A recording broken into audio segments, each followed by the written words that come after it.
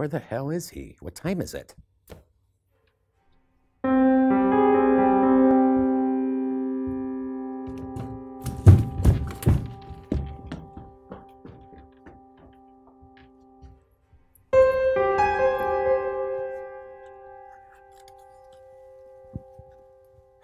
Hi, my name is Tyler, and this is the Fox Valley Film Critics. For the special Halloween episode, we're going to be discussing 8 of our favorite Halloween movies, as well as the brand new Halloween movie that just came out. Stay tuned.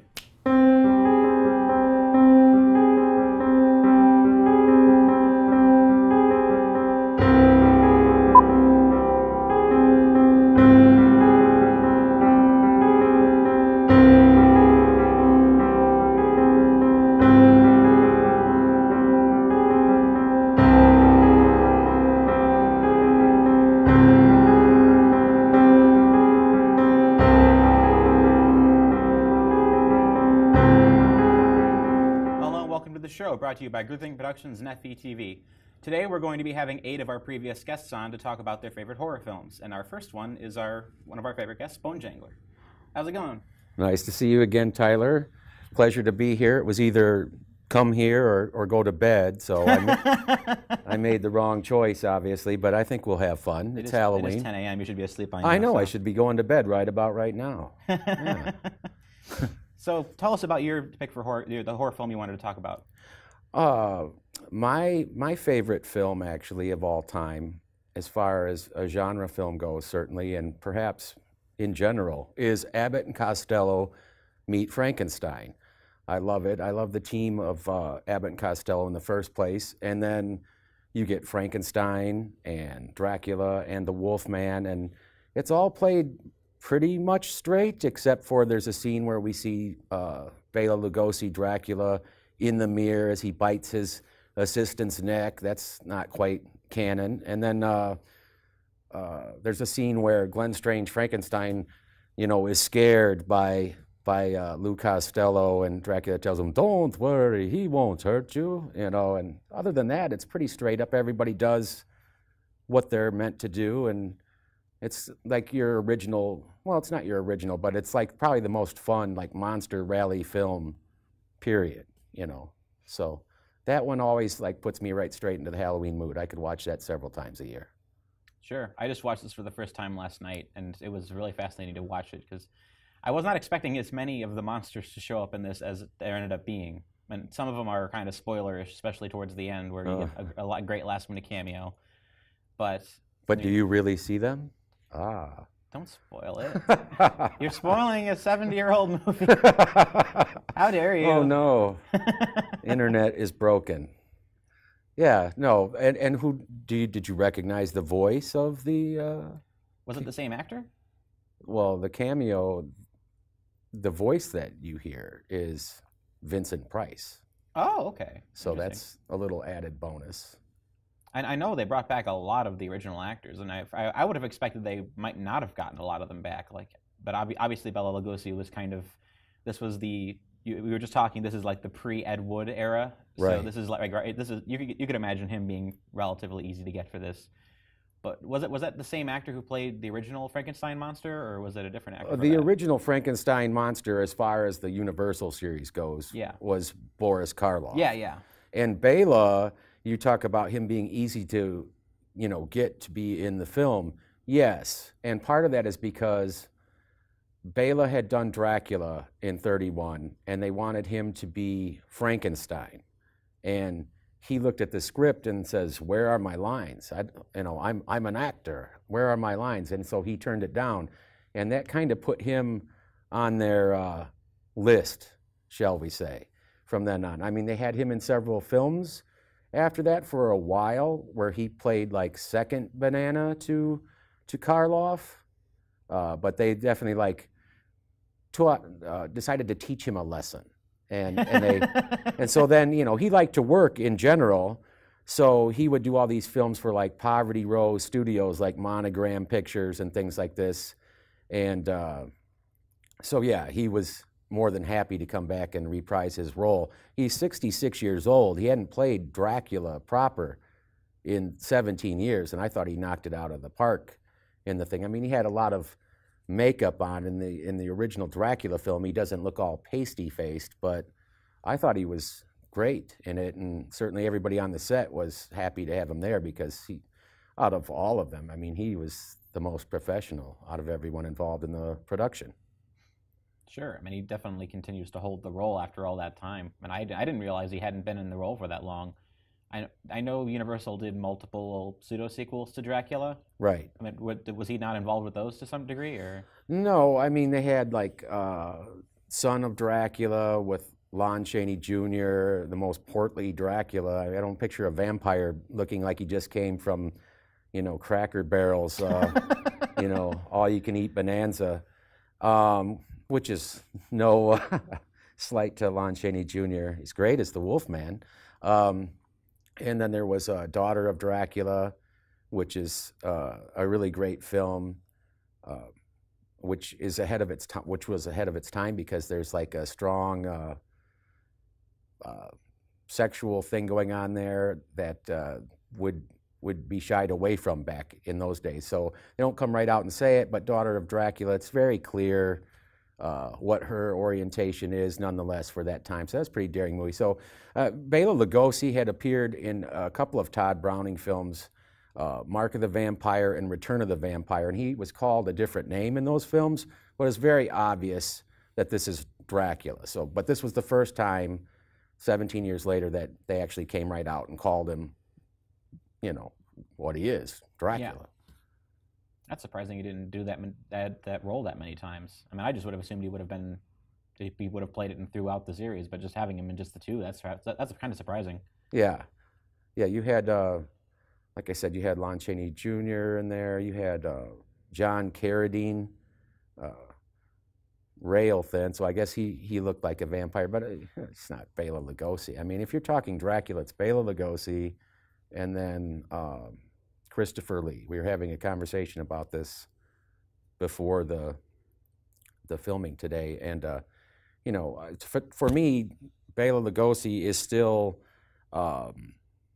the Dracula, but Christopher Lee certainly had that overtly sexual and almost satanic Dracula thing going. I mean, they both held sway over the ladies, but Christopher Lee's Dracula, you know, the eyes would get blood red, but Abbott and Costello Meet Frankenstein, I think that's a great film for the whole family to watch. I mean, everybody can have fun with that.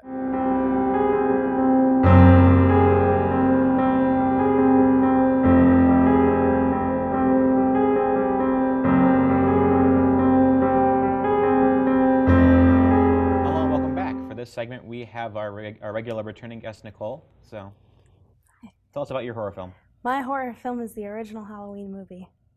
Very nice. It pairs well since we're doing the new one at the end of the show. So, which I haven't seen yet.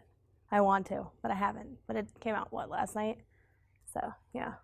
So tell us why you like the original one. Well, it's a classic, and I think it's like very simple. It's very, you know, it's not like super gory. It's not like overdone. It was just a very cheap, kind of low budget type of film, and I mean, I find it hysterical. Like it's like that one that I have to watch all the time. Like every year I have to watch it, but it's really funny, you know, they're constantly like running and screaming and like, "Oh my God," and he just like walks and always catches up with them, and I don't know, I love it.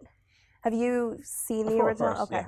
Yeah. I haven't seen the whole series, but I've seen the original and I've seen the new one, but yeah. I don't know if John Carpenter was going for hysterical, but well, like at the time, I'm sure it was scary. At the time, I'm sure they were like, "Oh, like this is a big deal." But now you watch it compared to like movies that they make now, and it's kind of funny to watch.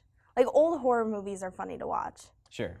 Especially, I guess, if you like are in this industry, you know how they're kind of made. Then it takes all the fun out of it. But they're comical.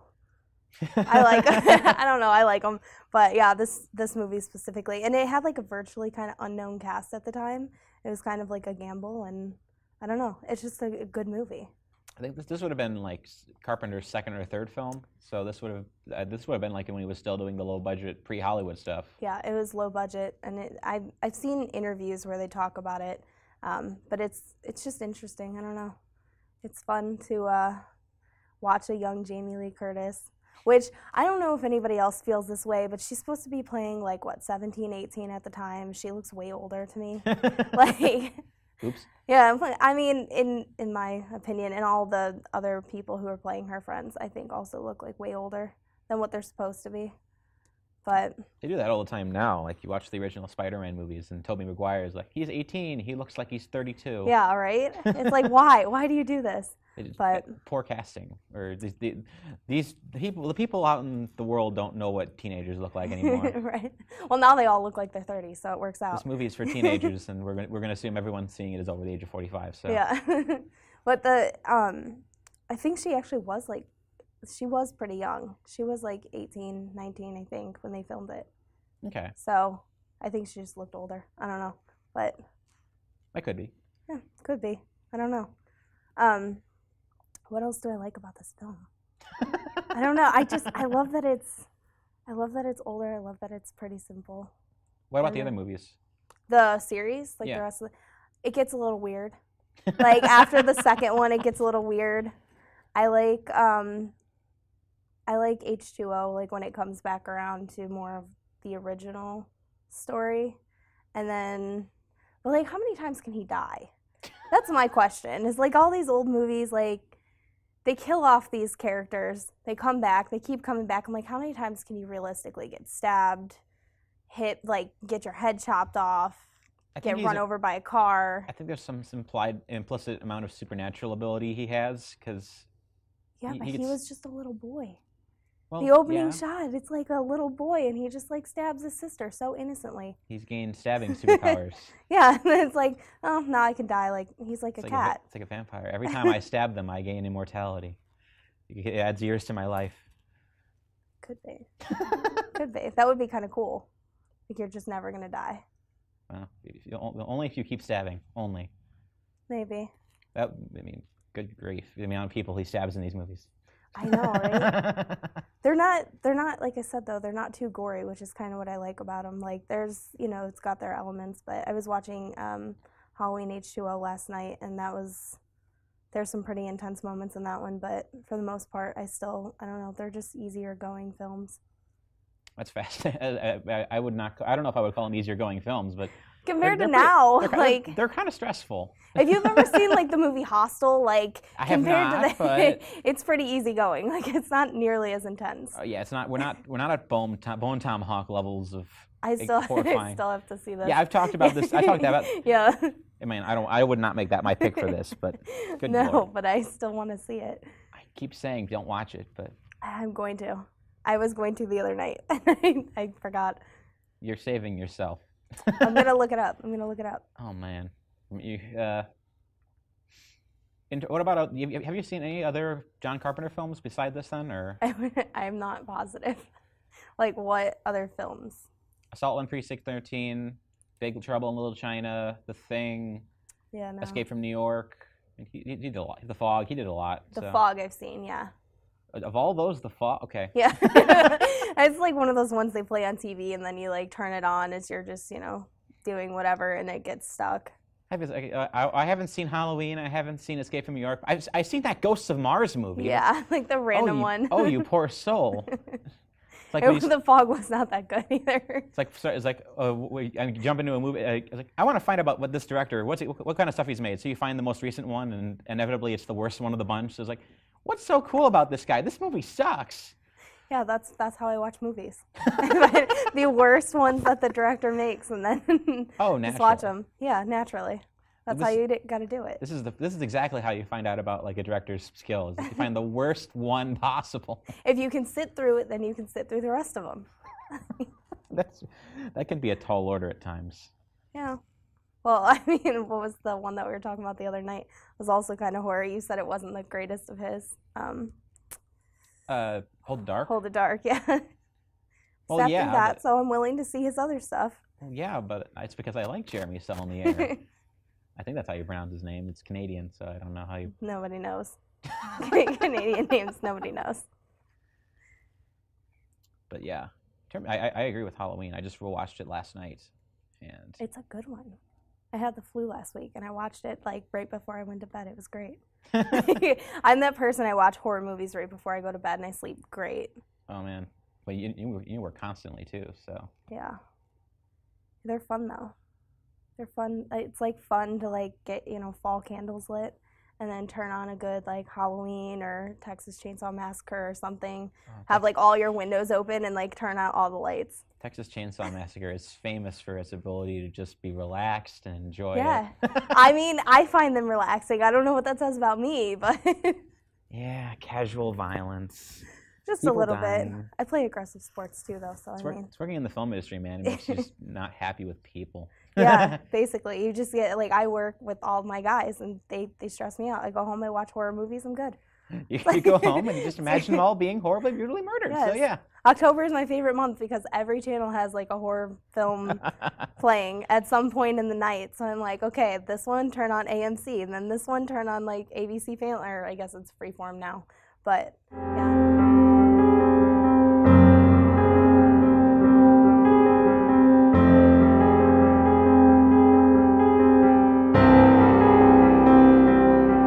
Hello, welcome back. We're going to be handing things over now to Tony Calkins to talk about his favorite horror movie. Hi, thank you for having me. Again, yes. I love being here. And when you asked me to pick a horror movie, I picked a little thing called Feeding Frenzy. It's made by Red Letter Media. That's a fascinating pick. Yeah, I wanted to do something different. It's made by the same people who made the Mr. Plinkett reviews for like the Star Wars prequels, if that's what most people know them for. But they always make a bunch of little independent movies, and this one is about the Mr. Plinkett character having these little creatures in his basement, and he kidnaps hookers and feeds them to the little creatures. It's ridiculous, and that's what they're known for, like outrageous comedy and gruesome, cheesy B-movie horror, and I think it's great for what it is. I mean, I'm on the Red Letter Media train, so I get it. Yeah. I own that. I own Gorilla Interrupted, which is my favorite of the lot, and I have Space Cop, which is Space Cop, I have of course, on which is Blu-ray. It pairs wonderfully with the side of pizza rolls. So. Oh, pizza rolls! Yeah, Exactly. it does. But yeah, no, I thought for what they had, because this is the definition of a low-budget indie movie. What they had, I mean, they put something pretty great together here, in my opinion. I really love the use of like the little puppetry, and they know when to make a joke out of how low a budget they have, And I think most of the jokes really hit here. It's bizarre that this is the canonical death of Plinkett, which is because they've done like 5 reviews since this movie came out. Yeah. So the timeline is It's wonky. a little skewed, but yeah, Mr. Plinkett gets his head. Spoiler alert for this independent film. Mr. Plinkett gets his head ripped off by his resurrected wife. Oh my! Yeah, when they turn the little creatures into his wife, it's ridiculous. It is really ridiculous, but it's great. I think there are some parts where the acting is a little meh from a lot of the people, but the main guys like Jay and Mike and Rich Evans, who plays Mr. Plinkett, and even the main character. Were Jay and Mike, did they have major roles in this? Or? Jay and Mike had side roles, but every time they come on, they just have good screen presence. They really just steal the thing from everyone else who kind of, they did with what they had, kind of a thing is what it felt like. But the main character, I thought, took comedic cues well, and it was an homage to like Critters and Gremlins. And, Yes. yeah. Yeah, I mean, I don't know. What did you think of Feeding Frenzy? I think that I haven't seen all of the Red Letter Media films. I haven't seen Orange Revenge of the Eggplant or The Recovered. No. I need to. I saw The Recovered. It was. They tried. I'd say this is my least favorite of the bunch. Oh, really? I mean, it's not that I hate it, but Okay. I have a soft spot for Gorilla Interrupted. Yeah. And I like Space Cop, even though a couple people didn't like that movie. So I thought it was a little slow. I thought some of the jokes didn't work. I don't know. I feel like it could have. Oh no, it's fire. It's like sputtering the entire time. It's incredibly awkward. I heard the best criticism I heard on it was that they completely miscast the two lead characters. So it should have been Mike and Rich should have been in the opposite roles. Oh, I agree completely. So Mike should have been like the straight man, just trying to do all those lines, and have Rich Evans do the ironic '50s cop who's been resurrected and brought to the future. That would have worked. That would have worked really well. And see, but that's why I think this one, I feel they put everyone where they were supposed to be. Like they made Mike like the jerk, and they made Rich, Mr. Plinkett, like the big character, and Jay was kind of the awkward talking roommate who said things in weird times. I don't know. I like it. I mean, this isn't a movie. This is a niche film. Yeah, very, very niche. You have to like Red Letter Media in order do. to get it. Yeah, you do. At all. Yeah, no, you do. Because like, if you haven't seen the Mr. Plinkett Anything. reviews, especially, like I feel like it's watchable, but it's just like you don't get why it's funny. You have to recognize those guys though. So if you don't even watch Half in the Bag, Yeah. you wouldn't like, oh, that's Mike. Oh, that's Jay. Yeah, no. You got to watch you have to watch those too. So this is like for the people that are already super into it. It is, and if you are into movies, I highly suggest you check out I suggest you check this out, but So at least the reviews of Red Letter Media, because like they make jokes, but they know what they're talking about. So this entire review is just a backdoor way of recommending YouTube videos. Then Go watch YouTube. No, yeah, but well, at least I know I know you know some people. Yeah. And I know you but you don't know them, so I know you're not specifically extorting them. So yeah, no, I don't. I've never met these guys. you do have some weird connections though. So. Yeah, I've met some people, and I have some weird connections in some places. God, that's horrible sounding. Go watch this movie. I don't know. Go watch an entire YouTube channel's worth of content. Which is exactly. Like 100 hour-long reviews of bizarre horror movies from the '80s, and then watch this movie. Exactly. Yes, exactly. Then go watch this weird YouTube video on a DVD. If you survive an hour-long discussion of robot jocks, you can get through this. Exactly. It's for those people. If you really like cheesy, low-budget movies and you're kind of into the YouTube stuff, it's worth it. Is it cynical when you try to make a cheesy, low-budget movie? Because most of the time they're kind of playing off the fact that they're trying to make a low-budget movie. Yeah, I mean, it could be. I think.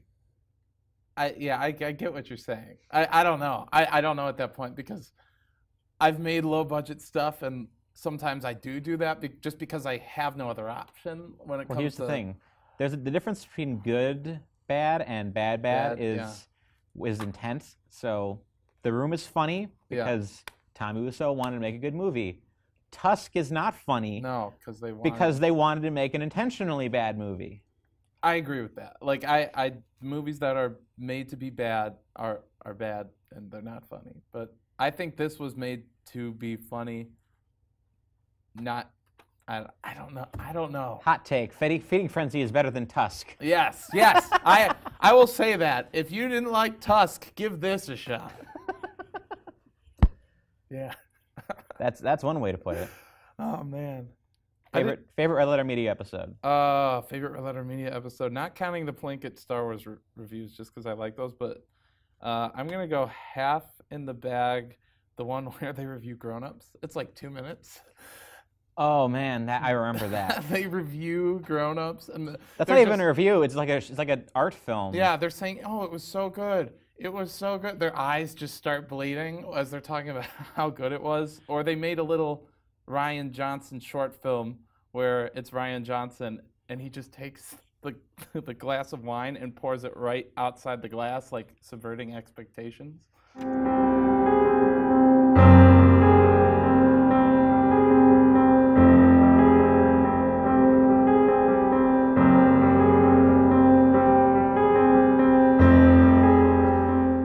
Segment is regular guest Terry. Hello.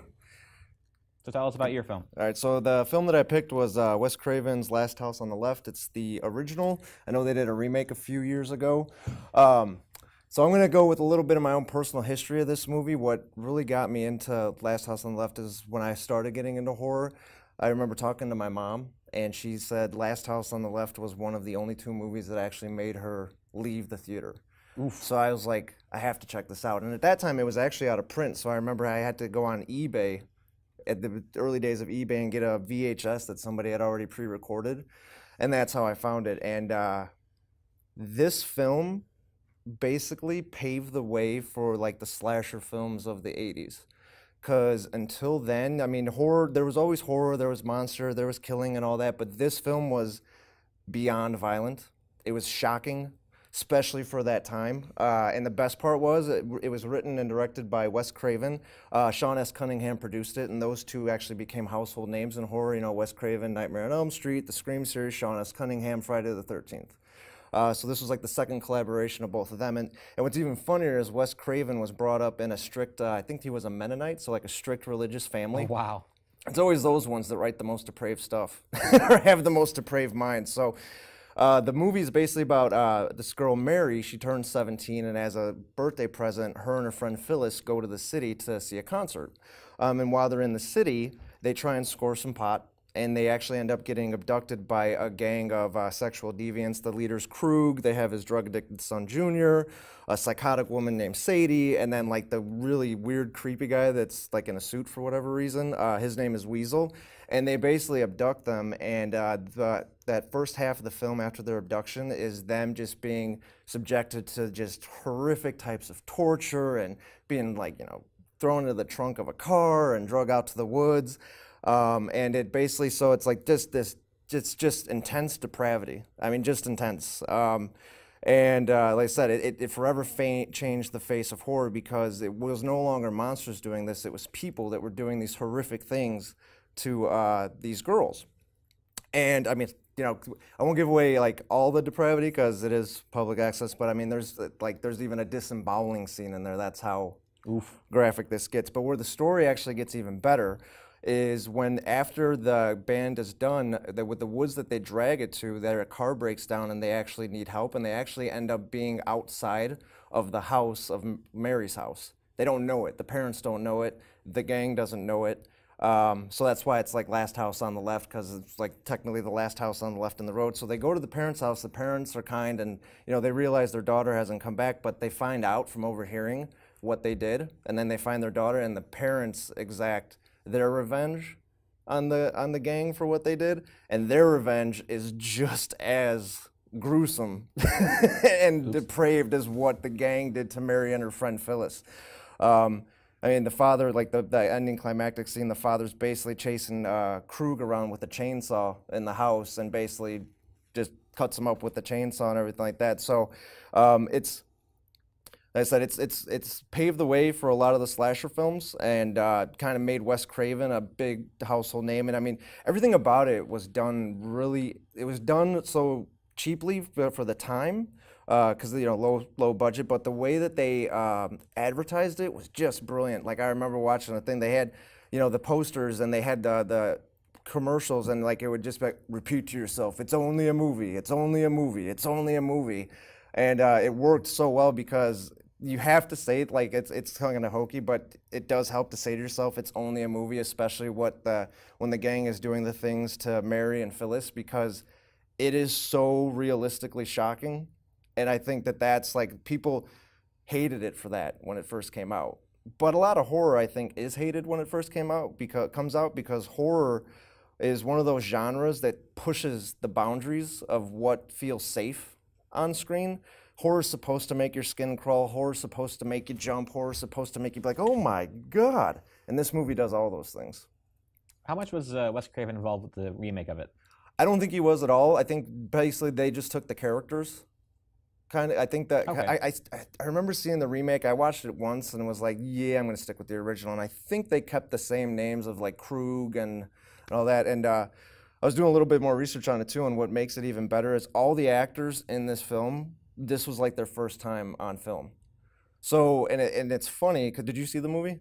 I was not able to track down a copy in time, so. So it's funny that, like, because David Hess was actually a musician, and he does look like a scuzzy, crazy guy, but what's funny is that you have to imagine, you can only imagine what these guys are thinking as being your first film, and you have to do these horrific, like just unspeakable violent acts, like even things that in the news they would, if it was a real thing in the news, they would have to tone it down. But you're doing this, and it's like your first time doing it. I could only imagine you're just like, oh my God, like what am I doing? Why am I doing this? But like I said, it's definitely, it's probably not the best horror movie ever made, but it's a horror movie that I feel changed the genre going forward in the whole horror genre, because it's like horror became safe, and it's like, oh, monster is scary, jump, and then it's like, oh, okay, you're not shocked anymore? Wes Craven will shock you. And he shocked audiences in 1972 very well. I realized sitting down to talk about this, our discussions almost always involve gratuitous violence. Yeah, they do, don't they? We just did the episode where we talked about Apostle and Bonnie and Clyde. Yeah, two very violent films. You've recommended Straw Dogs. Yes, yeah, another one that was very violent. Straw Dogs was another one that pushed the boundary. But that's I think the same thing, like with going back to the horror thing, because like I said, this was 1972, and I was kind of doing my research, and Friday the 13th was 1980. I think Halloween was 1978. And like a lot of those other slasher films came out after this, and I think, even though they may not have overtly like given homage to it, they kind of do, because in Halloween, Friday the 13th, you have those more realistic, gruesome kills, and it's slow kills too. Like I remember the first Friday the 13th, I think it was Kevin Bacon's character that gets the arrow shoved up through his chest from under the bed. Oof. There wasn't things like that in movies before.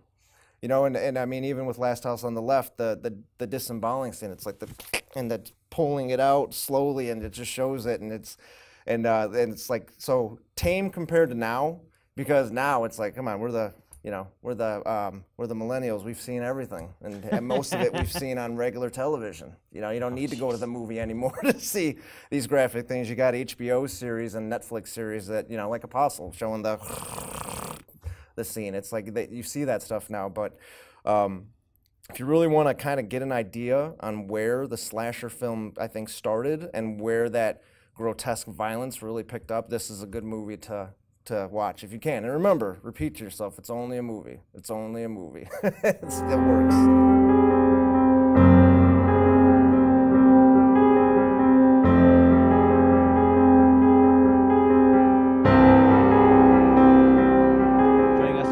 Once again is fellow Tribeca Flashpoint College student Garrett. Hello. Welcome back. It's good to see you again. It's good to be back. I don't want to hurt your thumb. No, it's fine. So tell us about your film. Well, I chose a little horror film called The Loved Ones. So this is an Australian horror film. It was made in 2009, but it didn't come to the States until 2012. So what happened was let me give you a little backstory. Like, this is really weird. I grew out of love with horror films for a while, because every mainstream horror film I saw was cheap or bad or too long or too loud, and Paranormal Activity was taking over at the time, and I was really not a big fan of that series, and it just, I was out of love. And this is before A24 was around to bring you art house horror. But then this little film called The Loved Ones ended up in my lap, and my friend was like, it has 100% Rotten Tomatoes, and that didn't really mean much to me, but he's like, but it's a horror film, and I'm like, oh crap. So I watched it, and the rest is history. It's I've seen it 12 times in the past 5 years, I believe. Oh, wow. Yes, I counted. I was like, I've seen it 12 times. And I think one of the main reasons I loved it for so long was because I researched nothing about it. It just looked like this lightning in the bottle that just showed up anywhere, or showed up out of nowhere. And so the story is about a kid going through PTSD. He was in a car accident with his father, and his father died. So he becomes very suicidal, and he's very, just sad and out of it. His girlfriend can't even help him, and his best friend's a fat, lazy stoner. And, he doesn't have the best life going on, but it's the day of the dance. And this girl named Lola, she's this really nice-looking, naive, innocent girl. And she asks him to dance, and he says, no, I'm sorry. And she's like, oh, okay. Are you sure? And he's like, yeah, I can't go with you. It's fine. I have a girlfriend. And then she can't take no for an answer. And her father, he calls Lola Princess, and she calls her father Daddy. So you hear princess and daddy about 1,000 times during this movie. Kidnap the suicidal boy, the suicidal main character, and they throw their own little dance. And I don't want to spoil anything, but essentially, you have this kid that's kidnapped because he didn't want to go to the school dance with this girl, and her and her father try to make it the best night ever for Lola. Okay. I mean, I had not heard of this until you brought it up, and I had a very hard time trying to track it down. Can you, what did you end up doing more research on it after the fact, or? Yeah, you see, what happened was a couple of years ago, Paramount released like 12 of their films, maybe 15 of their films on YouTube for free. Huh. So it was on that. Like I got it through a friend of mine who had all these screeners he got for horror film festivals, and so he gave me his screener. And then I never gave it back. I'm sorry. He gave me a screener, but then the screener, it just didn't look as good as like, Blu-ray. It was DVD. So I bought a digital copy of it, but then I saw on YouTube they had it for free by Paramount. So it wasn't like it was a illegal copy. So it was there for since it was there from 2015 to 2017, because I remember I watched it last year on YouTube. I showed it to some people who were disgusted. Because the movie's very confident. The director Sean Byrne, he says he was inspired by Quentin Tarantino, and I don't see any inspiration by Quentin Tarantino in that movie. Well, you gotta think. We say inspired by Quentin Tarantino. What aspect do you think he's talking about? Well, even the violence is more not gruesome, but more like shocking and reliant on like your brain than like Tarantino. I mean, yes, you see a lot of blood. Yes, you see a lot of violence, but the weapon of choice. I'm trying not to spoil anything. The weapon of choice for Lola and her daddy is a drill gun. Like, the poster is literally Lola in her instantly iconic dress with a makeshift crown and a drill pointing at you, and it says "The Loved Ones." And that the sound of the drill is far scarier than like the sound of someone screaming or the sound of a gun going like. Yeah. Yeah. So I know, but I did some more research on it, and the director was. I read his his process on the film, and I'm like, you are way better than these movies you're mentioning. Like, it was his first film, and I couldn't believe it was inspired by Natural Born Killers and all these other movies, and I'm like, there's none of that there. You could have just said it came from your brain. I would have believed you. And then he made another film called The Devil's Candy, which had the same the Loved Ones, which I'm trying my hardest not to spoil. Is so confidently done, and it's all set within one night mostly. And each character has a payoff, which is really hard to do in a horror film, where you care about the characters. Because usually you care about the gore, you care about, the selling points of a horror film is like the gore, the violence, the score. Like for Halloween, the sound of Michael breathing mixed with John Carpenter's score, it's like scarier than like the knife going through anybody. And for The Loved Ones, it's all about the cinematography working in tandem with the sound design. Because there's a couple of scenes where you hear there's a scene where somebody gets a knife put into their foot, but it's not they're stabbed. They're using the knife as like a nail and a hammer. So you just hear like the sound of like this thing going to someone's foot. But it could just literally have been any other kind of sound, but mixed with the beautiful cinematography, you can't. It just sorry. No, it's fine. That sounds brutal. Well, it's brutal, but at the same time, the movie's so confidently done. That's why I was. Because when the director, I honestly thought he was like a god, because it was his first movie, and it's a horror movie that is not reliant on being just cheap. Like at the end, I emotionally felt exhausted. Not like, wow, that was so violent. It was like, oh my God, these characters, I cared. And Lola, I hate her, but I'm so fascinated by her. The actress playing Lola was Robin McLeavy, who was in Abraham Lincoln Vampire Hunter. Oh, that's a shame. And I was so happy to see that she was in that movie, because I was like, now more people will see her and she'll get more roles. And quote unquote, more roles from Abraham Lincoln Vampire Hunter. Well, at the time, I thought maybe this could be a hit, and it was not whatsoever. No. So, but I still everyone, when people ask me about horror film to watch, I just say I love the original Halloween because that's classic, and then I might put The Loved Ones came out. It came out right before AT4 made art house horror a big thing, And I think if it would have waited like 5 more years to come out, I could have easily seen it like becoming a big like sleeper hit around like 2014.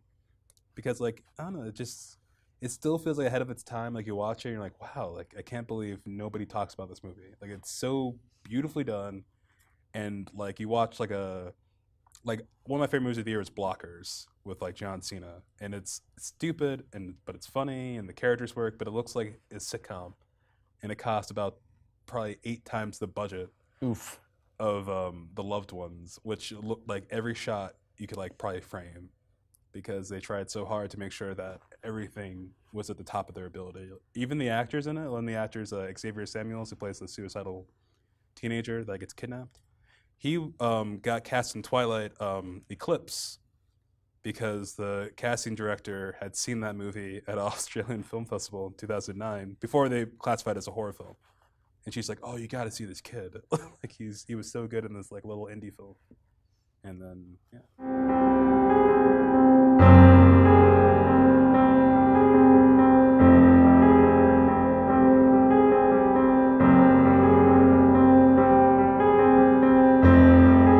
Welcome back. For this segment, we're going to be having freelance audio engineer and videographer Sterling Lev for us, and also a fellow Tribeca Flashpoint graduate. So, Hello, Tyler. Thanks for having me. this show is just rapidly turning into like Tribeca Flashpoint nepotism. But Yeah.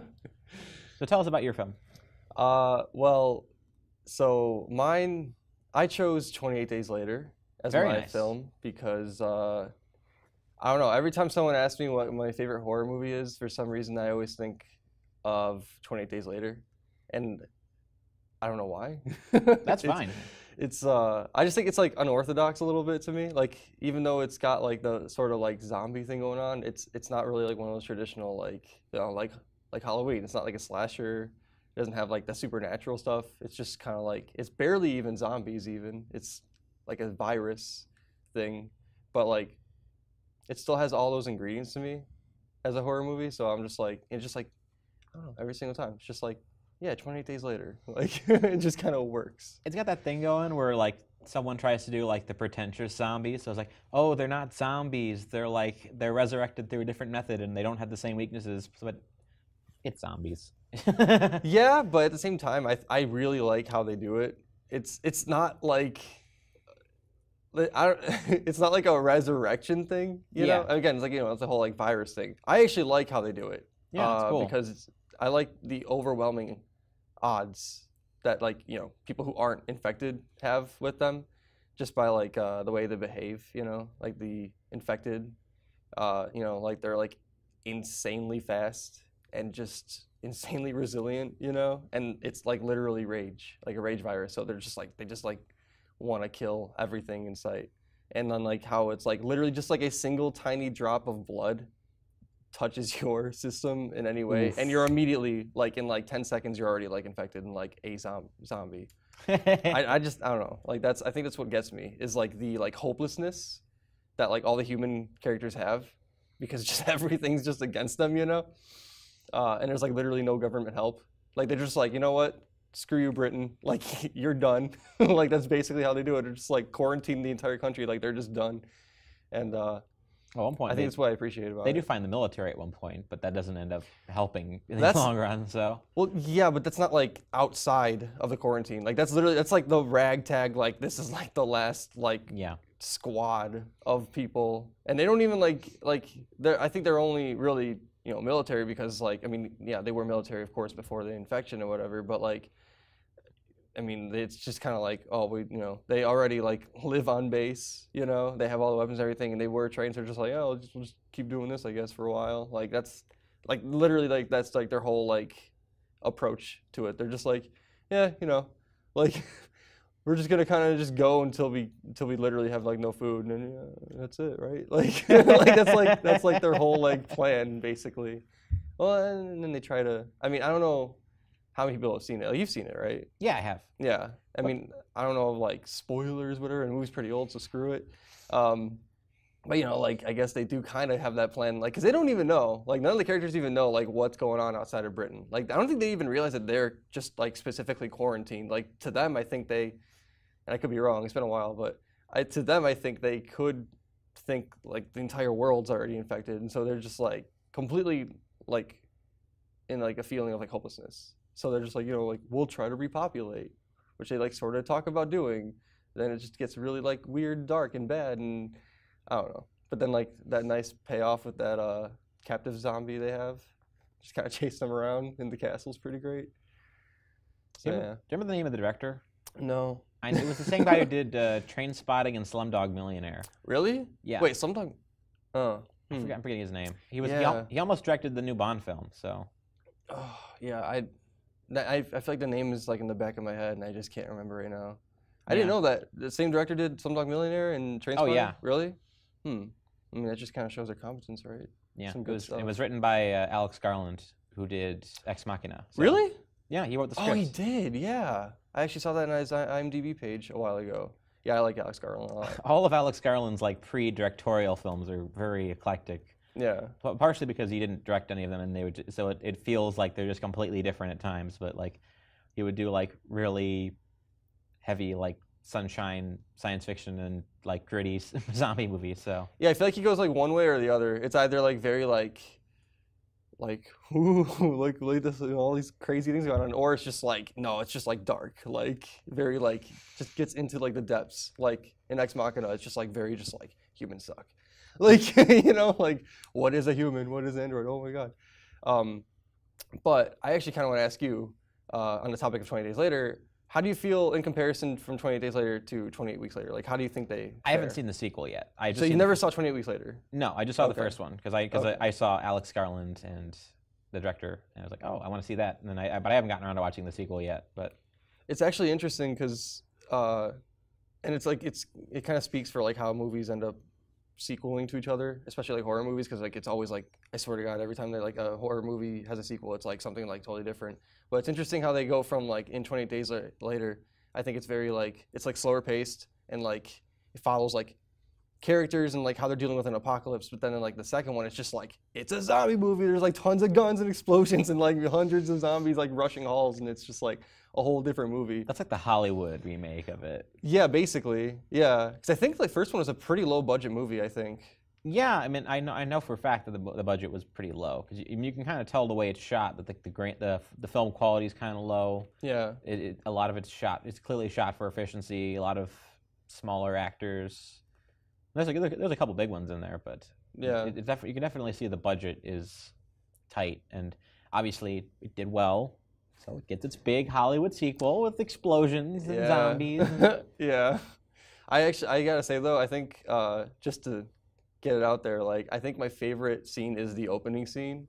Well, not the monkey one, but like the one after that where he like wakes up in a hospital and like London's just like done. And they have all those like flyers of like the missing people, and then he like goes into church. I think that church part is just like, every time I watch it, I'm just like, oh, this is crazy. Like, could you imagine like, waking up and like, you don't have no idea. You have no idea. You've been out for like, oh yeah. I mean, you've been out for like a few months or something, like in a coma. And you just wake up and you just go into a church and there's like a zombie priest trying to kill you, and you're just like, dude, what are you doing? Like, you have no idea the zombies are even zombies. But like the entire city's just like gone too. Like, I don't know. I don't know. I think that's like an impressive scene because they like shot it at like such a like dead time. Like no one was out. They just had to like try to like really hardcore like fit that into like their schedule. I don't know. My favorite scene. It's not easy to shut down cities' streets like that. So. Right. Yeah. And then like set dress it real quick and everything, make it look like convincing. Like yeah, I think it's probably my favorite scene. It's pretty impressive to me. Sure, because the rest of that's mostly just them hanging out in the woods. So. Or just looting a grocery store. that opening scene was the budget. Honestly, probably. Yeah, I think so. And then like the end with like the whole like castle with the explosions and they're like like that's probably I think where the rest of it went. Pretty well spent.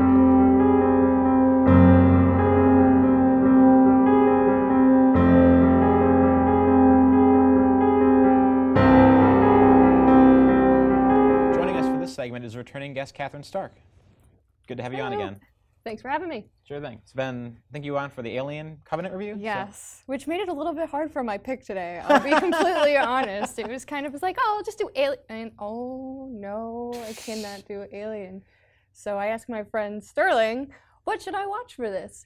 And he goes, oh, I don't know. Do you don't like horror movies? And I go, yeah, horror movies are not my cup of tea. And they have to be in space, otherwise I won't watch them. I'll just get bored. Or like some kind of like AI or some sort of robot thing going on. So he goes, oh, you should see the Cloverfield paradox. Oof. And the only thing that's horror related about that movie is how horrible it is. I'm going to be completely honest because I watched it last night and I fell asleep halfway through the movie. And I do not fall asleep during movies. I've watched Night Train and any other kind of boring movie. Don't even get me started on Night Train. Any other kind of boring movie you can think of and not falling asleep. So I had to watch it half last night and then on the way in, like listen to the rest of it and like watch the rest of it as I'm brushing my teeth and getting ready, which is a great use of my morning time. So. Oh man, you're free to let loose like Mussolini on the balcony. Let's go through this therapy-wise. So I do need some therapy. What's after bothering this. you? Everything about it. So first off, it wants so hard to be Alien. There's even, and I don't care about spoilers because let's be honest, none of you are going to actually sit down and watch this, and Godspeed, please do not sit down and watch this. It wants so bad that it goes to the point that it tries to reach and grab like a scene from Alien where the chest burster comes out of the guy. Like that first chest burst that comes out and everybody's like freaking out, they're trying to eat and they're like throwing up and everything. The guy somehow, well first off, they don't ever explain how they go into another dimension and all this kind of stuff sort of starts happening that doesn't make any sense, and I'll touch on that later. But somehow these worms that were in like an experimental bay end up in this Russian dude's stomach and he throws them up in an alien-like scene. So I understand you're supposed to be in another dimension, but worms don't go in people in the other dimension, I'm sure. So explain to me how they just wanted to do an alien movie.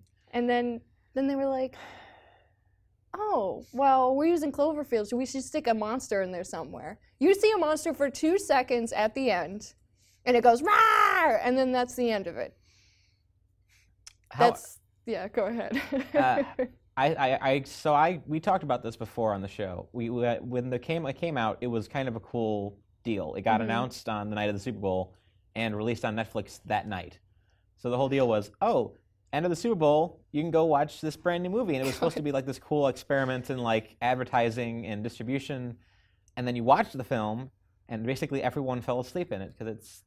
So I fell wasn't asleep the in only it. one, thank God. Okay, Yeah. I was feeling real bad, honestly. I nodded off in the third act and woke up just as the monster appeared. I was just like, what? Yeah. How did I get from A to B? Right.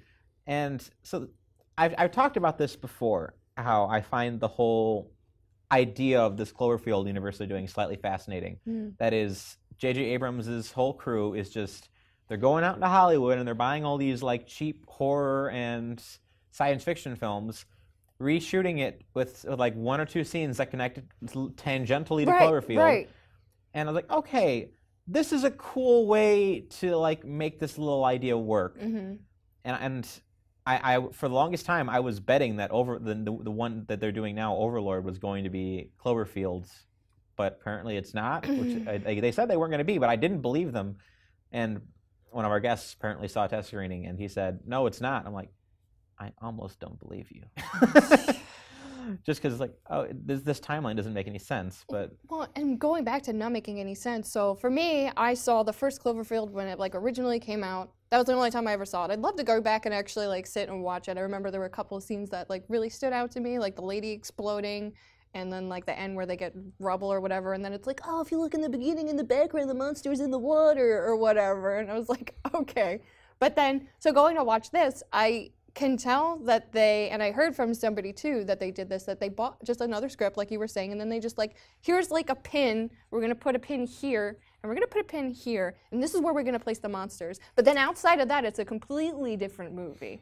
And they wanted so bad to have this interdimensional play go into here and like, oh, but this is the other Earth and this is like this. So then why, when the people from like universe A, let's say, go into universe B, and they're like, oh, now universe A suddenly has monsters. Okay, well, where are the monsters in universe B if supposed to be parallel to each other? Like, explain where this came from, because unless you got some Godzilla like backstory on this, it doesn't make sense. Why? And here's the thing. I wouldn't care about the logic of it if the movie itself was fine. Right. So if they just had these little pins and it was like, okay, the pins are like the background details, adding more nonsense to the pile of Cloverfield's continuity. Right. It's like, I wouldn't care. I mean, if you just want to make a whole bunch of really good indie movies with young directors that are just, and every one of them is like just a pin connected to Cloverfield, that's perfectly fine. But it sucks. It's so bad. I couldn't believe it. Like, I just want to like rant on this for like 30 minutes, and I know we have like what 5 minutes left. But I mean, just the inconsistency. So if you're gonna have something like a paradox where it's like, oh, you're in like one universe and you're in the other universe, and so all these things overlap. And actually, I'm like rereading some Transformers comics, and they're touching on the same thing. So it's like to go from like a well-written like comic about like giant robots that turn into other things, and it be like more planned out than this budget movie that's supposed to make more sense and has random like safety pinned monsters in it is really, really irritating. So the guy, he's like, oh, well, in this universe, my guy's dead, but somehow my arm gets stuck in this thing. It disappears like I never had an arm. Like the guy, and I guess before, they didn't really explain it. If they did, I fell asleep. He didn't have an arm, but then suddenly the arm's in the hallway, and he gives it a pen, and it tells him to open up this other guy that suddenly has like this piece of like gyroscope in him. Explain that to me. Because this comic is doing way more explaining than this movie's doing. I guess the write-off is supposed to be that because they move between dimensions, like there's some sort of like quantum instability going on that's just causing everything to go. It doesn't make sense. No. Like it doesn't make sense. It doesn't explain walking Evil Dead arm or how it's an amazing ability to write. Because isn't that guy dead? Because they all died in the ship except for the Jensen chick who they randomly find in the wall, and then she's like, oh no, I have to save my Earth, so I gotta kill you guys and take the ship back, even though you were gonna beam the plans to the Earth to help everybody anyway, so everybody wins. Yeah, there's a lot of weird conflicts in this movie. Plot. Oh my goodness. Like, I would be like if they just honed in on the whole moral quandary of what should I go to this other Earth that happens to have like an exact version of my family. There's a plot. There's a story there, but they don't do that. So. Well, and the thing is too, they totally phoned it in anyway because they're like, oh, my family, like, they were like another little pin, like off on the side, like underneath the monster. You lift it up, and there's the plot for this woman's kids. Like, oh, my family's dead in my world because I was trying to like save energy or whatever. And then in this world, they're alive, so I have to go down there so I can see my kids, even though there's another version of me down there, and we'll probably get into like a fight or whatever. Like, no, you need to go back to your universe and help those people. And then they try to like phone it in to make you care about that character and those kids, but it's just so forced that you're just like, eye roll. And then there's like this heartfelt speech she sends to herself at the end, which is like, love your kids, put down what you're doing and love your kids and your family because blah, blah, blah. Oh, and get rid of the thing that totally makes them die in a fire. Like, wow, thanks me. I appreciate it. That comes out of nowhere. It was bad. Just the whole thing was bad. Don't see it. Save your time.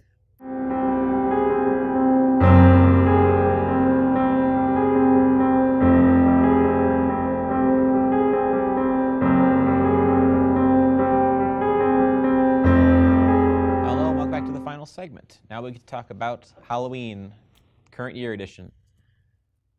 So. Halloween all over again. Halloween 2018. Third film titled Halloween in the series. That's just the word Halloween. So. Well, it's weird that they didn't do a subtitle. Well, they put the little 40 logo in using the L's and the O. Okay. Because it's the 40th anniversary of the first. So what did you make of the simple fact that just the part about that they did away with every other film in the franchise other than the original? I talked a little bit with when Nicole was talking earlier. I haven't seen the majority of the films, so I'm mostly viewing this as kind of a novice. So my point is just I'm just looking at this as a sequel to Halloween, the first Halloween, and then as a well executed horror film. Right. You've obviously seen the series. You can speak much more clearly onto that. I'm a huge fan of Michael Myers in general, and then the Halloween franchise. But going into this, before seeing the film, I had a problem. I had a huge problem with them negating Halloween 2, because Halloween 2 takes place mostly all on the same exact night, picks up right where the first one left off. You know, he's laying out on the grass. Loomis has unloaded his gun into him. Laurie Strode says, "That was the boogeyman." And he said, "Yes, I do believe it was," or whatever. And turns around, looks out, and he's gone. Well, that's because he knows where, you know, Laurie is injured. He knows where they're taking Laurie, and he's on his way there to finish the job. That and Sam Loomis, the Donald Pleasance character, fills you in on what I felt was a very important piece of the Halloween puzzle, which is that it wasn't random where Laurie's concerned. Laurie is his sister, you know, and now that doesn't exist. But having said that and seeing the film, I was fine with it. I mean, I still love Halloween 2. I might rather watch Halloween 2 than the new film, which isn't to say that I don't like the new film, because I love the new film. Okay. I mean, I saw it with our regular guest, Steve, just this week, and he was not happy with it. So I guess I'm going to be playing a little on off that, just because I want to see some of what you think of some of his criticisms of it, in terms of. Well, he doesn't know what the heck he's talking about. Well, he's anyway. seen all. Well, he's seen all of them, man. He would. I'm just kidding. He would let loose like Mussolini from the balcony if you said that. So, Yeah. But he didn't like how a lot of the scenes are taking very direct, were lifted directly off of a lot of the other films, and that it negated a lot of the continuity of the rest of the series. So. Well, I don't think that, I mean, the way that you just put that, to me, that sounds like a criticism, like they were lazy and they just lifted scenes. There is a heck of a lot of references made to the previous films. They reference like 6 of the other like 10 films in the series. And I don't feel that it's, I mean, I don't want to put words or anything else into Steve's mouth, but I mean, to me, it sounded like the criticism is that it was lazy filmmaking, and I don't feel that was it at all. I think that these filmmakers of the new film went out of their way to let people like myself and Steve know that they know their franchise and they respect it, and it was all done on purpose. I mean, there's some pretty big scenes that we can't really talk about it without spoiling major scenes in the film where the audience reacts, because it's direct references to the previous films. And I thought it was done. And I mean, there's even a reference to Halloween 3, which I like. Halloween 3, the Silver Shamrock, or the Shamrock Shake, or whatever the heck that was. Nice film, but to me, if Michael Myers isn't in it, then it's not really Halloween. But even that one they reference. They have the masks on from the if any keen fan of the Halloween franchise that sees the new movie is going to be pleased with these scenes that Steve apparently had an issue with. Well, he compared it to the same frustration he had with The Force Awakens, and that it was clearly that was borrowing heavily from the plot, and you just thought the references were too much. For me personally, I thought that it was I had some problems with it in terms of the way it was like written in certain ways. I think it was executed really well, as a horror movie, because there's a lot of bad horror movies that come out, and with this, I appreciated just how much it just took things slowly and just built up the characters before they just kind of had these brutal deaths happen to them. Which I think, just in terms of, just on that metric, I thought it was a good movie. Yeah, I thought it was a great film, and yeah, you meet these characters, and you can, I mean, if you've seen enough horror films, you kind of know when you meet a character, like, okay, this guy's dead. But they don't do it so quickly as you see in the other films. I mean, you get to know these characters, and there is humor in the film. I'm not a big fan of, like, I certainly don't like I'm not a big Freddy fan because Robert Englund is a terrible person. But no, that's not why. because I don't like campy. I don't like a campy horror film. I want my horror film to be straight up. which isn't to say that there can't be humor. And there's lots of humor in this film, and it totally works. And but yeah, we get to know these characters, and then just to me the payoff's huge. I love in the beginning of the film when it cuts to the title sequence, and the music kicks in. There's that familiar music, and then the pumpkin's all withered away and dead, and then it starts reanimating, like, because they're bringing back the series. But I don't know. I really thought the film was really well made. I was worried going into not worried about anything, but I was a little concerned because the film seemed like there was this Me Too narrative put in there, which to me would be like political, and I don't want any political anything in my horror movies. I want it just to be straight up entertainment and horror. But going to see the film, any suspicion of that was laid to rest, because people that are really wrapped up in that movement, they'll certainly appreciate things that happen in this film. There's no doubt about it. But having a concern about that, there was nothing for me to be concerned about, because really it's just, Laurie went through that traumatic experience. She's prepared her family and herself for this, so that, because she's convinced Michael is going to come back. And I don't feel it's too much of a spoiler to say that he comes back. And she's prepared them so that this is not going to happen to them. They're not going to be victims. He's not going to kill them. Let's put it that way. I thought there was a lot of really cool stuff going on too.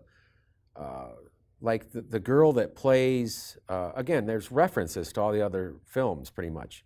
And the girl that plays Jamie Lee Curtis's, Laurie Strode's granddaughter, she looks visibly like Scout Compton Taylor or whatever from the Rob Zombie Halloween film. She looks like her. Then she's got on those, and I'm pretty sure it's on purpose, she's got those really high-waisted pants on, which reminds me of like the 1978 Jamie Lee Curtis character.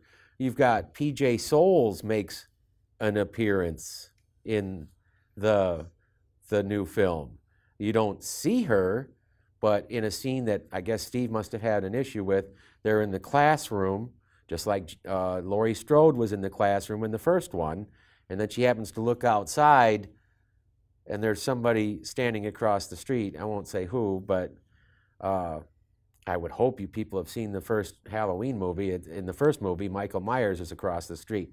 You've got that scene going on, and even the conversation that the teacher is having in that classroom. You didn't see the teacher in the 78 film. You don't see the teacher in this scene.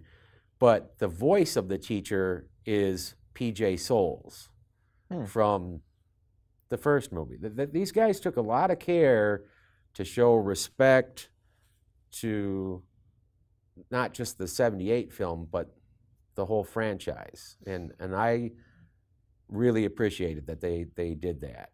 Because, this is, to me and to a lot of fans, this franchise, forget what happened to it over the years. Are there too many films in the franchise? There are too many films in the franchise.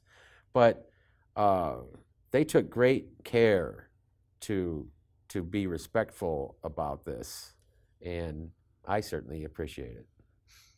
In terms of the whole Jamie Lee Curtis storyline, I was reading a lot of like Sarah Connor, Terminator 2 kind of stuff into that.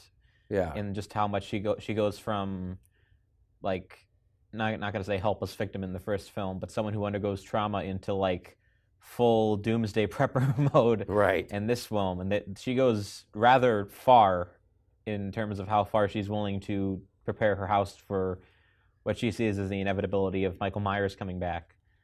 I brought this up during the I think during the Nicole review, or with Nicole's segment. To what degree is Michael Myers supposed to be a supernatural entity?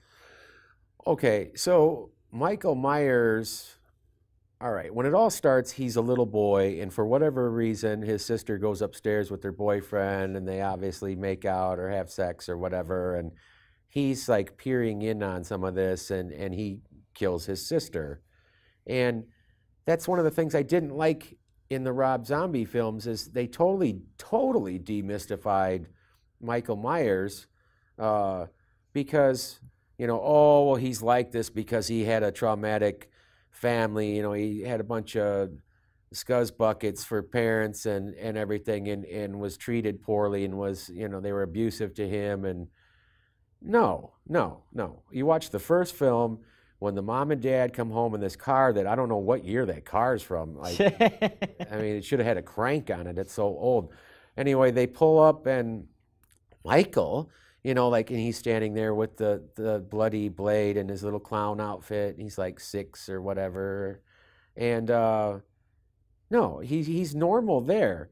But we find out, and Loomis's character, Donald Pleasance's character, makes it clear that, and nobody listens to him at first, but they begin to realize, oh, he is more than just a normal human being. He is beyond that. So to what degree?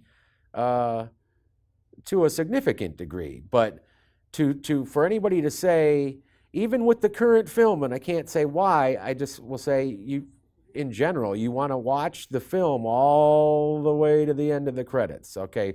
But even in the current film, make no mistake, it's open to interpretation, I suppose. You could interpret that, we're reviewing Mary Poppins right now, but sorry, we're not.